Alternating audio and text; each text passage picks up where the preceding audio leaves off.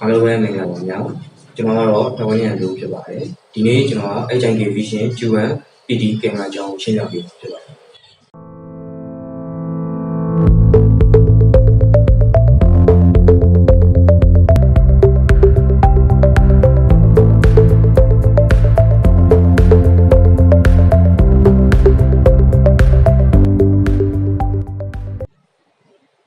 ကျွန်တော်အခု Hikvision Q1 PD ကင်မရာဘူးတွေမှာပါရပါဆိုတဲ့အကြောင်းကျွန်တော်ဒီလိုပြပြပေးမှာဖြစ်ပါတယ်။ခုရင်ကျွန်တော်ဘူးတွေကိုစာပြီးတော့ဖတ်ပါတော့မှာခင်ဗျာ။ဘူးထဲမှာဆိုရင်တော့သူရဲ့ user menu ရဲ့စာအုပ်လေးပါပါတယ်ခင်ဗျာ။ဒါတော့ကင်မရာပါခင်ဗျာ။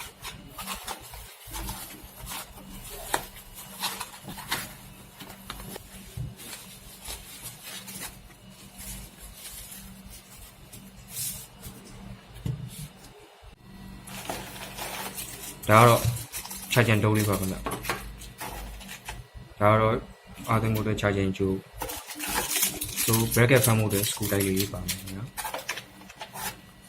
နောက်သူ့ဖမ်းမယ်နောက်က bracket လေးပါ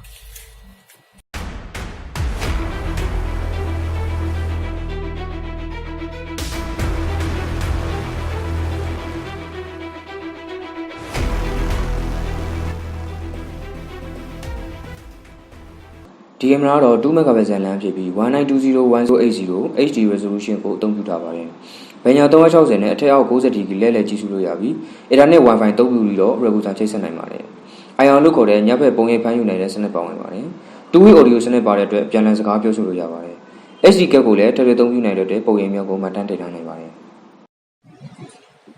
အခုဒီ Q1 ကင်မရာနဲ့ smartphone ဘယ်လိုချိတ်ဆက်ပြီးတော့သုံးပြရလဲဆိုတော့ကျွန်တော်ဆက်လက်ပြီးတော့ဆက်လက်ပြီးမှာဖြစ်ပါတယ်ခင်ဗျာ။ခုစမတ်ဖုန်းနဲ့ကင်မရာကိုချိတ်ဆက်မှုတွေကင်မရာကိုစပြီးတော့ power စပေးမှာဖြစ်ပါတယ်။ကင်မရာ power စပေးမှုတွေကတော့ power jaw နဲ့ adapter တုံးလေးလိုပါတယ်။ power jaw ကတော့ Android jaw ဖြစ်တဲ့အတွက် power ပေးနိုင်တဲ့ဘယ် Android jaw မဆိုသုံးပြုလို့ရပါတယ်။ကင်မရာ power စပေးလိုက်တာနဲ့ကင်မရာမှာမီနီလေးစပြီးလိမ့်လာပါမယ်။အပေါ်မှာ IR မီလေးလည်းလိမ့်ပါမယ်။ခုဆိုရင်ဖုန်းနဲ့ကျွန်တော်စပြီးချိတ်ဆက်ပါမယ်။ဒီ smartphone နဲ့ချိတ်ဆက်မှုအတွက်ဖုန်းထဲမှာ HK Connect ဆိုတဲ့ application လေးကို install လုပ်ထားဖို့လိုအပ်ပါတယ်။ဒီ application လေးကိုတော့ Google Play Store မှာ HK Connect လို့ရိုက်ပြီးအခမဲ့ download ရောက်ယူနိုင်ပါတယ်။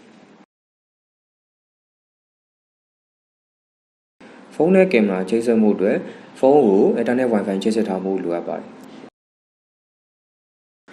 ဖုန်းကို Wi-Fi ချိတ်ဆက်ပြီးပြီဆိုရင်တော့ HK Connect ဆိုတဲ့ application ကိုဝင်ရမှာပဲဖြစ်ပါတယ်။ application နဲ့ကိုဝင်ပြီးပြီဆိုတာနဲ့ကင်မရာမှာမီလုံးလေးအပြန်အောင်ကိုပြောင်းသွားမှုအတွက်ကတ္တဆောင်းနိုင်ရမှာပဲဖြစ်ပါတယ်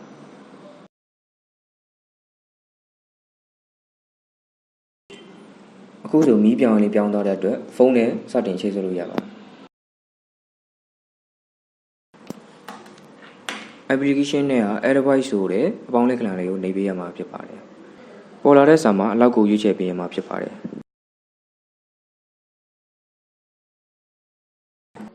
ပြီးရင်ကင်မရာအောက်ခြေမှာရှိတဲ့ QR code ကို scan ဖတ်ပေးရမှာဖြစ်ပါတယ်။ scan ဖတ်လိုက်တာနဲ့ဖုန်းထဲမှာကင်မရာနာမည်လေးပေါ်လာပါလိမ့်မယ်။ဒါဆိုရင် add ကိုနှိပ်ပေးရမှာဖြစ်ပါတယ်။ add ကိုနှိပ်လိုက်တဲ့အခါ adding complete ဆိုပြီးပေါ်လာပါလိမ့်မယ်။ဒါဆိုရင် next ကိုဆက်ပြီးနှိပ်ပေးရမှာပဲ။ next နှိပ်ပြီးတဲ့အခါကင်မရာနာမည်ပေးမဲ့နေရာရောက်လာပါတယ်။မိမိစိတ်ချက်နာမည်ပေးပြီးတော့ save လုပ်ပေးရမှာဖြစ်ပါတယ်။ဒီနေရာမှာမိမိပေးလိုက်တဲ့နာမည်နဲ့ကင်မရာလာပေါ်ပါလိမ့်မယ်။နာမည်ပေါ်ထောက်လိုက်တာနဲ့စတင်ကြည့်ရှုနိုင်ပါတယ်ခင်ဗျပေါ်လာတဲ့လေးတောက်ခွက်လေးကိုနှစ်ချက်တောက်လိုက်တာနဲ့ဖုန်းဆက်ခွင့်အပြည့်ကြည့်ရှုလို့ရပါတယ်ခင်ဗျဒီအောက်မှာတော့ကင်မရာ function တွေအများကြီးပဲပါဝင်ပါတယ်ဒါကတော့ Band 2 ဖြစ်ပါတယ် Band 2ဆိုတာကတော့ဘယ်ညာပေါ်အောင်လဲလှယ်ကြည့်ရှုလို့ရတဲ့ function ဖြစ်ပါတယ်ဒါကတော့ zoom ဆွဲလို့ရတဲ့ function ဖြစ်ပါတယ်ဒါကတော့ audio function ဖြစ်ပါတယ်Two-way audio စနစ်ဖြစ်တဲ့အတွက်ဖုန်းနဲ့ကင်မရာအပြန်အလှန်စကားပြောဆိုဆက်သွယ်လို့ရပါတယ်။ဒါကတော့မိမိဖုန်းကနေကင်မရာမြင်ကွင်းကိုဓာတ်ပုံရိုက်ယူတဲ့ function ဖြစ်ပါတယ်။ဒါကတော့မိမိဖုန်းကနေ video record ဖမ်းယူတဲ့ function ဖြစ်ပါတယ်။ဖမ်းယူခဲ့တဲ့ record တွေကိုဖုန်းထဲမှာပြန်လည်ကြည့်ရှုလို့ရပါတယ်။ ဒါကတော့ခုနကျွန်တော်တို့ record ယူခဲ့တဲ့လက်ပုံဖြစ်ပါတယ်ဒါကတော့ခုနကျွန်တော်တို့ယူခဲ့တဲ့ video record file ဖြစ်ပါတယ်